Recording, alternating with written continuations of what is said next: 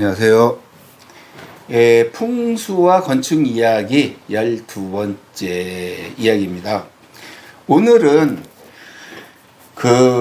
지난번에 얘기했던 거 이어서 지맥과 그다음에 지산, 지형, 좌향을 한번 간단하게 알기 쉽게 설명을 드리고자 합니다. 이제 지맥이라는 것은 뭐냐면 사람이 이 맥박이라 그러죠. 이걸 맥이라 그럽니다. 그러니까 중요한 줄기, 그거를 맥이라 그럽니다. 근데 땅에도 맥이 있습니다. 지맥이.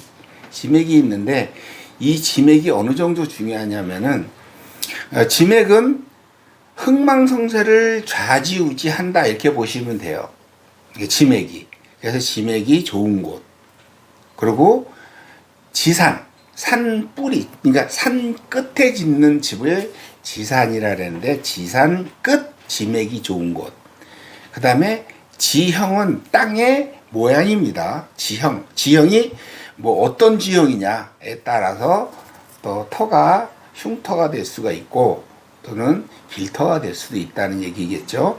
그 다음에 좌향. 좌향이라는 건 집을 앉히는 방향을 얘기하는 건데 방향이 가장 좋은 게 남서향이 제가 볼 적에는 여태 지어본 바로는 남서향이 가장 좋습니다. 좋은 이유가 뭐냐면 햇빛이 많이 들고 그 다음에 항상 온화해요.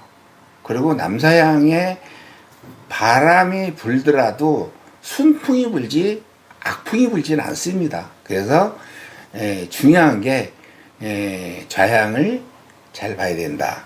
이제 처음부터 다시 돌아가면은 지맥을 볼 적에는 저도 지금 개발을 많이 하고 있습니다. 여기서 잠깐 제가 보여드릴게요. 저희가 지금 개발하고 있는 땅입니다. 이 땅인데 여기는 이미 개발이 다 끝난 데고 여긴 지금 현재 개발을 하고 있는 데입니다. 이렇게 보면은 여기 보면은 단지가 이렇게 형성이 돼 있죠. 형성이 돼 있고, 향이, 그러니까 아주 높지도 않으면서 아주 낮으면 안 돼요. 낮은 거는 높은 것보다 나빠요. 지형이. 그런데 기초를 치고, 이거를 동결심도라고 합니다. 기초를 칠 때 동결심도를 따지는데, 동결심도를 놓고서, 그 다음에 오배수관 놓고, 그래서 좌향. 이 아까 말했던 그 좌향을 집의 위치를 잡는 거죠. 근데 여기에 지맥이 좋으냐 나쁘냐, 지맥이 좋으냐 나쁘냐 이걸 따지는 거예요. 그럼 지산은 뭐냐? 지산은 이 산을 얘기하는 겁니다. 이 산이 지산인데 산 끝자락에 산에 들어가 있으면 또 안 돼요. 산에 들어가 있으면 절이지 집이 아니죠. 근데 사람들이 이상하게 왜 높은 데를 올라가서 내려다보는 걸 좋아하고 높은 데 올라가서 집을 지으려고 그러는데 장단점이 있어요. 높은 데다가 예를 들어 5분 능선 이상 이렇게 집을 짓게 되면은 좋은 거 딱 하나 있어요. 조망권. 잘 보이죠. 시원하게. 근데 그 하나뿐이고 겨울에 올라다니기 나쁘죠. 일단 올라다니기 나빠요. 그 다음에 공사비가 많이 들어요. 그 다음에 가장 중요한 건 뭐냐면은 해충이 많습니다. 해충이. 산에 들어가 있으면 해충이 많아요. 그래서 산이 시작되는 곳, 이거 지산이라 그래요. 지산. 이 산이 시작되는 곳, 요런 데다가 자리 잡는 게 가장 좋습니다.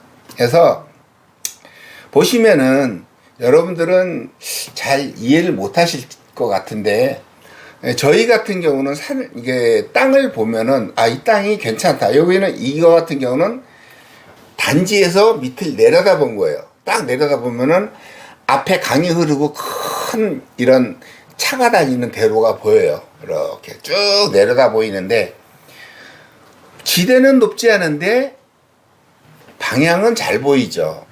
그러니까 잘 보이는 그런, 여기서 카메라는 자세히 안 보일 수 있는데 이런 곳, 이런 게 중요하고, 그 다음에 지맥 중요하고 지산이 중요하고, 그 다음에 좌향 중요하다 그랬죠. 이 좌향도 중요합니다. 굉장히 중요하고 여러분들이 모를 경우에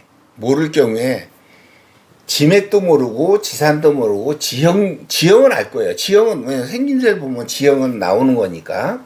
그러니까 여러분들이 고려해야 될 게 뭐냐면은 그 터를 갔을 적에 가장 편안함을 느끼는 자리. 그러니까 왠지 이렇게 폭 안긴 것 같은 그런 편안함을 느끼면은 그게 그 사람한테 맞는 땅이라고 볼 수 있어요. 근데 또 그렇다고 해서 이 사람이 맞는데 또 저 사람한테 안 맞을 수가 있어요. 가족 간에도 다 틀리니까. 그러니까는 그런 거 잘 보셔야 되고, 그 다음에 수맥. 수맥 뭐 별거 아니라고 생각하시는데 제가 누누이 말씀드린 게 수맥입니다. 수맥 같은 경우 조심하셔야 됩니다. 그리고 마지막으로 이제 건축이 올라가게 되면은 단계라는 게 있어요. 이제 건축 행위를 함에 있어서 그 단계를 예를 들어서 인허가를 절차하고 그 다음에 상하수도 관로 공사하고 그 다음에 기초공사를 하죠.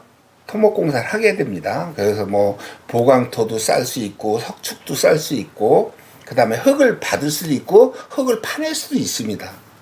이럴 때는 절대로 그 계절에 맞게 일을 해야 된다는 얘기예요. 특히 장마 때 흙을 받아서도 안 되고 흙을 파내서도 안 되고 토목공사는 보통 겨울에 하는 게 맞습니다. 겨울서부터 그러니까 1년 집을 지으려면 1년 공사를 보시면 돼요. 그래서 겨울에 토목공사를 해놨다가 이제 따뜻하게 눈 풀리기 전에 저희 같은 경우는 이제 전문가니까 이런 단지 같은 경우 이런 단지 같은 경우는 우리가 다 이미 해가지고 저희는 이제 분양은 안 합니다. 임대를 이미 다 놓은 상태예요.